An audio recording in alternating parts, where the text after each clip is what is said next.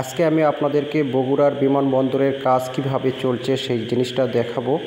1991 সালে বগুড়ার বিমানবন্দরের কার্যক্রম শুরু হয় এবং 2000 সালে বগুড়ার বিমানবন্দরের নির্মাণ কাজ শেষ হয়। 2005 সালে বগুড়া বিমানবন্দরে আসে একটি প্রশিক্ষণ বিমান, সেটি নষ্ট হয়ে পাইলট সহ সহকারীরা অসুস্থ হয়। আমরা এখন আছি বগুড়ার যে বিমানবন্দর, একদম মানুষের প্রাণের যে দাবি ছিল বগুড়ার বিমানবন্দর ওপেন হওয়ার, সেই বিমানবন্দর দেখানোর জন্যই আসলে আপনাদের নিয়ে আসছিলাম এরুলিয়া বিমানবন্দরে। এখন আমি এরুলিয়া বিমানবন্দরের পাশেই আছি, যে এই পাশে দেখতে পাচ্ছেন এটা আসলে এরুলিয়া বিমানবন্দর।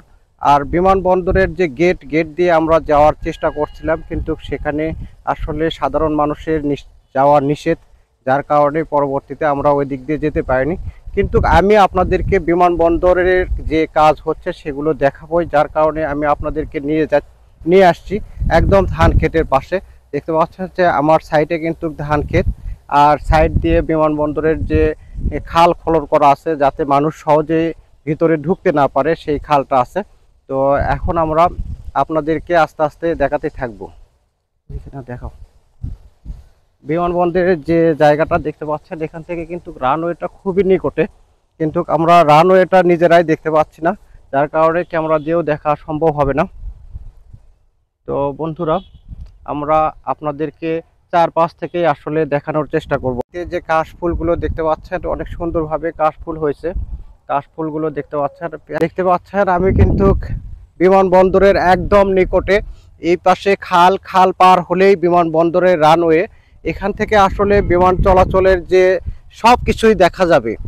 আর আশপাশের পরিবেশটাও অনেক সুন্দর, চারপাশে ধান ক্ষেত এবং একটু দূরেই নওগাঁ রোড, কিন্তু নওগাঁ রোড আছে। আর বিমানবন্দরটা কিন্তু অত্যন্ত সুন্দর একটা জায়গায় হয়েছে। আর এর চারপাশের যে খালটা দেখলেও কিন্তু বিকেলবেলা ঘোরার একটা বিশেষ জায়গা মনে হবে আপনাদের, যে খালটা কিন্তু অনেক সুন্দর।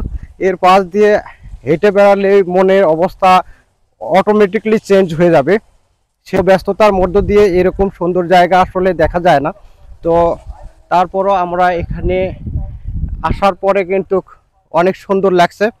আর যদিও রোদের মধ্যে ক্লান্ত হয়ে যাওয়ার সম্ভাবনা, কিন্তু আমরা এরকম সুন্দর পরিবেশ পেয়ে ক্লান্ত হওয়ার আসলে সুযোগ নাই।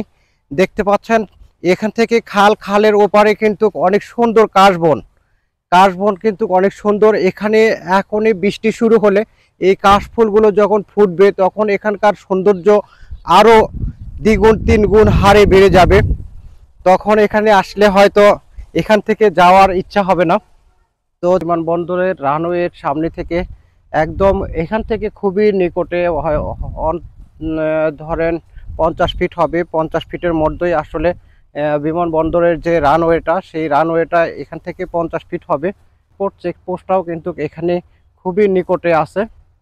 চলো, আমি এখন বর্তমানে বিমানবন্দরের একদম পূর্ব পাশে।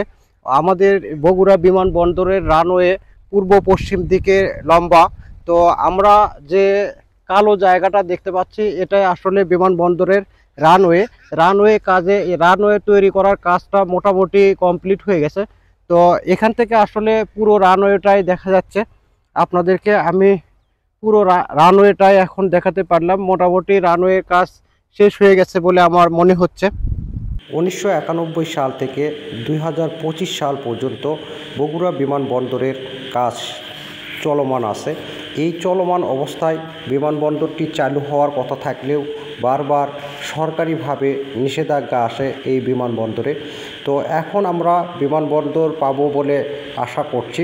অল্প কিছুদিনের মধ্যেই এই জায়গা থেকে বিমান উড়বে। এখান থেকে দেশে এবং দেশের বাহিরে বিমানগুলো চলাচল করবে। আর এই বিমানবন্দরটি বগুড়া সাতমাথা হতে 7 কিলোমিটার উত্তর পশ্চিমে কর্নারে অবস্থিত।